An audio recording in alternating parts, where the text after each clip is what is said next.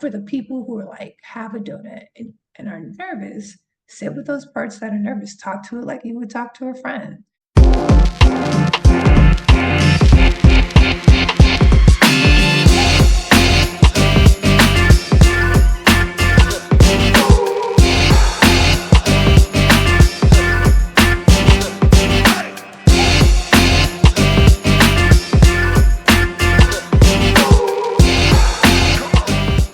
Hello, everyone. I am Melissa Forziat of Take the Doughnut, here to help you get inspiration and get donuts.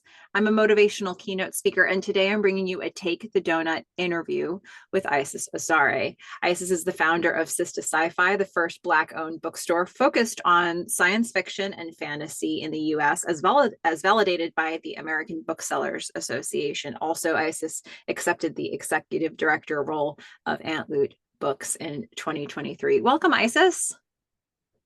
Hi, how are you?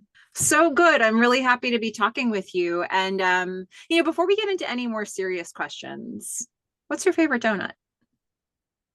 I am like adamant, like the only donut in the world that matters is like a traditional glazed donut, ideally from Krispy Kreme, when they have like the hot, fresh sign. Everything else is like shenanigans. And a pinch, I might do like the coconut, like flakes one, but I'm like, I just want a traditional glazed donut, ideally from Krispy Kreme. Okay, there you have it. Everything else is shenanigans. So good. Wait till you see the donuts I eat. Oh my goodness. Oh my gosh. So I said just a little bit about you to start us off, but tell us more about yourself. What should we know about you? Oh wow, it depends. But like, so I am the child of Guinean immigrants. So I was born here in the US. I consider myself the first generation born in the US. I'm queer, I'm neurodivergent, I'm pretty sure I'm dyslexic. Yeah, what else should you know about me? I mean, and I consider myself a nerd. I don't know if my friends consider myself smart enough to be a nerd, but I consider myself a nerd. Um, I enjoy books. Right now, my favorite author is Octavia Butler. My favorite book by Octavia Butler is Dawn. So I think those are the highlights. Those are all the main things we need to know about you. It's so good. It's funny when you say it, because I don't know if I've ever really sat and thought about what the definition of a nerd is. Like, I think I actually associate it more with passion than intelligence. I love that. Well, if it's more associated, then yes, I am like the uber nerd. If it's passion, then yes. Yeah, I don't know. I'm working this out on the fly, but I think when I think of like because you can be a nerd about something you really care about, Yes, so yes. And you're right. Like with nerdom, there is like nerdom, fandom, passion. Yeah. So if it's passion based, then yes, I'm definitely a nerd. Happy to claim it. Me too. Okay. Well, look, for those who are wondering, for those who have never seen a Take the Doughnut interview before, you may be wondering what this is all about. So let me reset this for you. Take the Doughnut for me is an expression that is the same as carpe diem. It basically comes from this very strange thing that happened to me in college where I left an actual donut on a table, but it almost instantly became an object lesson for me and what it looks like to leave opportunities behind. So I don't want to do that anymore. I want to take the donut instead of leaving it on the table. I'll link a video here for those who haven't seen that origin story. But basically, Isis, this conversation is all about going after what you want in life and what that actually looks like, practically speaking. So for you, how are you with going after goals? What is that process like for you?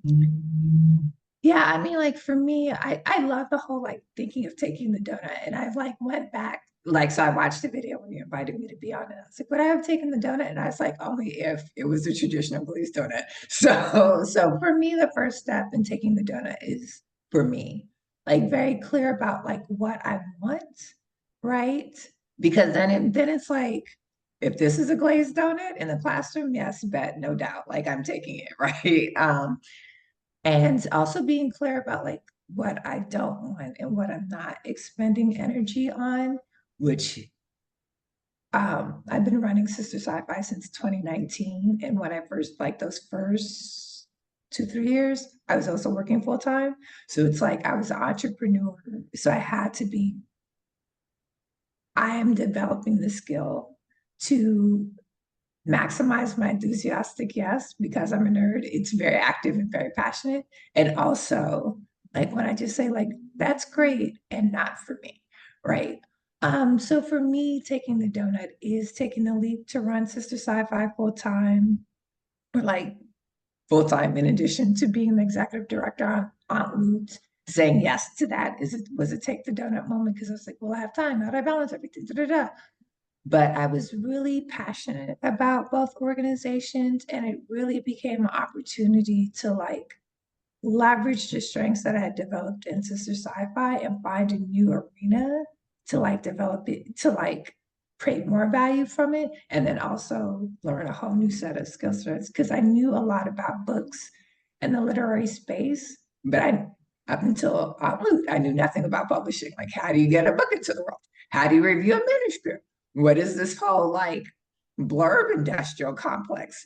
Right. And so getting insight about that and the skill set around that has really been a take the donut moment for me. So I'll stop there because I am a nerd and I can go on about this forever. That's So what I'll we're stop. here for. But I love that this you have this distinction, just the way you set it up with the first question too. Like if it's a glazed donut, I'm all for it. If it's one of those nonsense donuts, no. It's like, and you can break down opportunities in your life like that as well. And I think we don't always do that. And it's a smart idea to take a second before you jump in and say, do I actually want this? And knowing like it's a personal decision, right? Because like somebody's favorite donut may not be your favorite donut, and that's okay, right? So Absolutely. So there definitely have been donuts that you've taken that take a lot of time or effort, that require a lot of consistent effort put towards them. What keeps you motivated in that process? what keeps me motivated? Um, I'm a very process person. So like knowing that I have an established process keeps me motivated. And I'm also like a very, which this seems kind of obvious, but I'm a very passion driven person, right? So, and I wish I were motivated by other things, but there are like lots of things that you could be highly motivated by money. You could be highly motivated by like acceptance or praise or like um parental um like parental, Approval? yes, that's the word I'm looking for. Mhm. Parental approval or familial approval. And while all those things are really nice, like I love it when my parents are like, Isis, I'm proud of you. What really gets is like, am I passionate about this? Like when I think about this, when I think about like the latest science fiction and fantasy book, does my brain light up?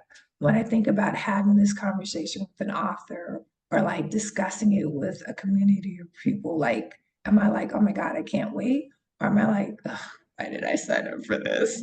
And if which happens a lot because enthusiastic yes is very active.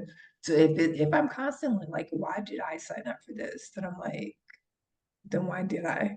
Right. And maybe I should not be. And if it's like an enthusiastic, like, oh my God, I can't wait. Right. I'm really excited. I can't wait to have this conversation. I can't wait to be engaged about this. Like I enjoy thinking about this problem and figuring it out, then I'll spend more time on that.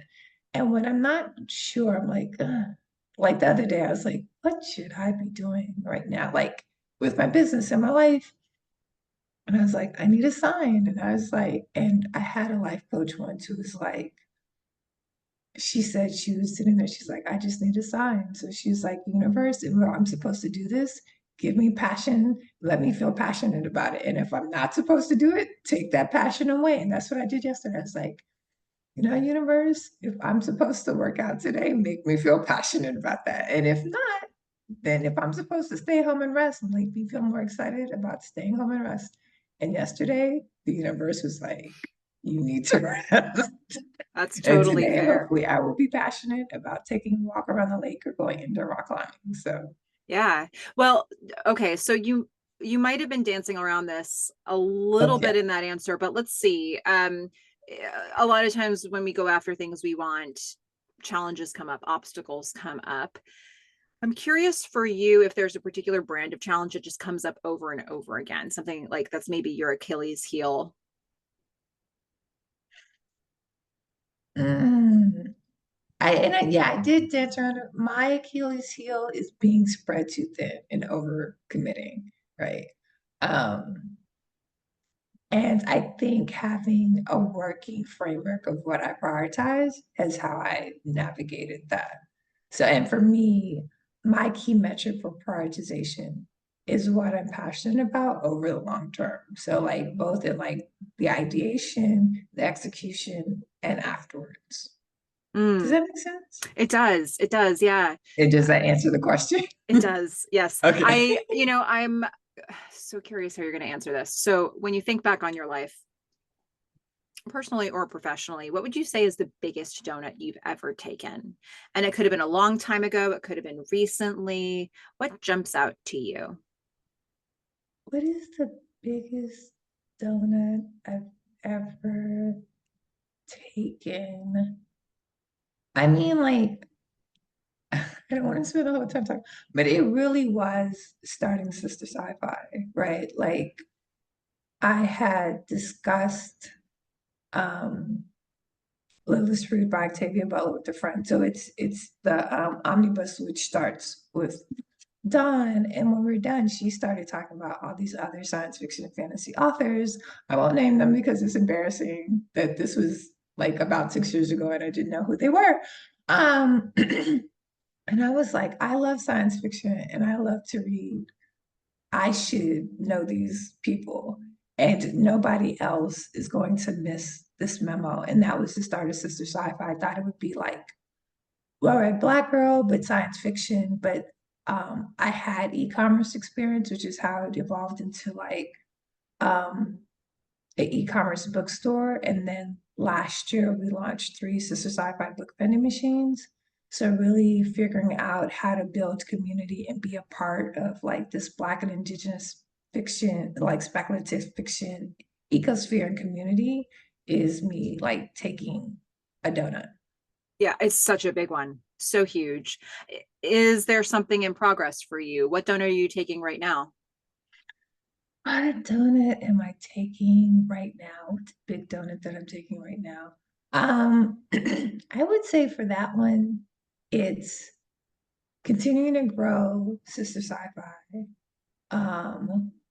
with also like continuing to grow out. It's like having a second baby, which I was like, I was like, I thought I was only gonna have one child, but no, there will be two.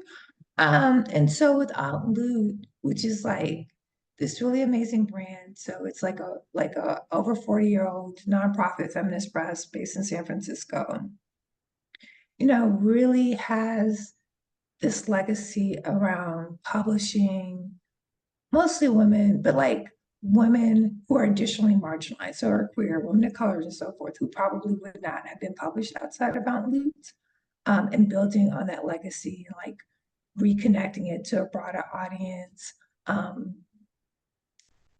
having those conversations with grantors, building sales. So I would say to like the donut that I'm taking with Doughnut right now is really how do I deepen our relationship with our new distributors. So SPD closed like 2 weeks after I started with Doughnut. SPD Small Press Distribution closed 2 weeks, who was our distributor, closed 2 weeks after I joined Doughnut. And so I turned that into a donut. I was like, with the team, like, who's going to be our new distributor? Who's going to be our new distributor that will help us really scale how we bring our authors out into the world. So we connected with consortium.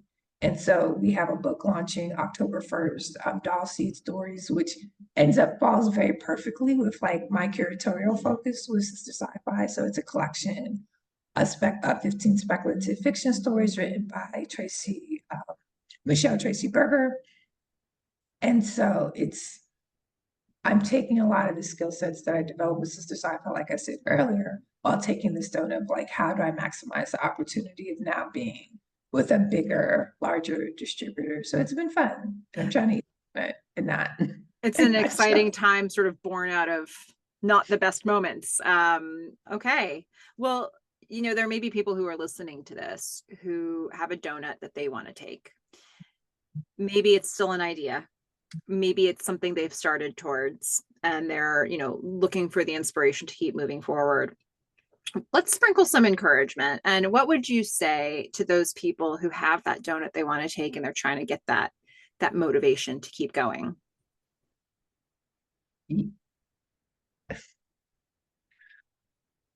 The active enthusiastic yes wants to be like, take the donut, like you got this, which I do believe that, right? And the grounded parts of me, my therapist kept saying I need to watch Inside Out, and then I watched Inside Out, and I was like, oh, joy could be leading the console, but most of the time it's fear. But but I think like for me, when I have a big donut and I'm excited to take it, but then a part of me is like, oh, I don't know, right? To really sit with that part, like, what is that part that is worried, right?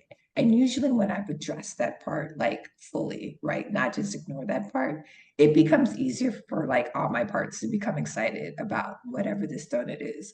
So it could be a new job, it could be taking up a new activity. It could be engaging in a new like friendship. Like once I've sat with all my parts, like um I love indoor rock climbing, right? But it's hard and it's scary and you're like, I don't know how to belay. Like I gotta learn how to belay. And so like at first when I started, there's all these things that was like, I'm never gonna get it. And then it just became like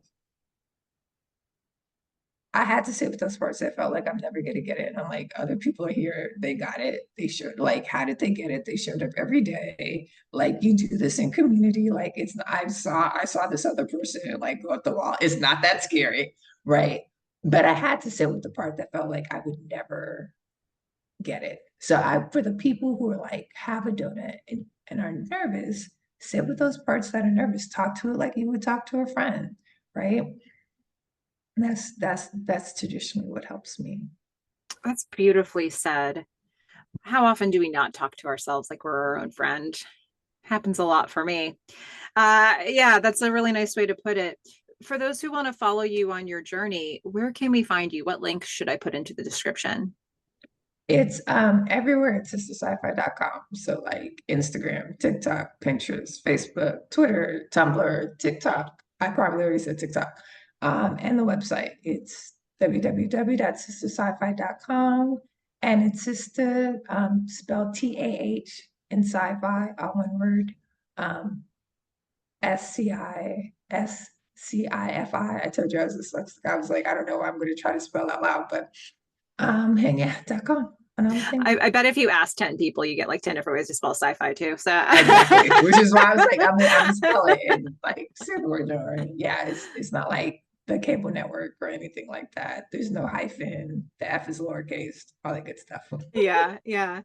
Okay, well, everybody be sure to check out those resources. And if you liked watching this interview, be sure to like and subscribe because there's so many inspirational interviews still to come. But in the meantime, Isis, thank you so much for taking time, talking with us, sharing your thoughts about going after what you want in life and what that really looks like.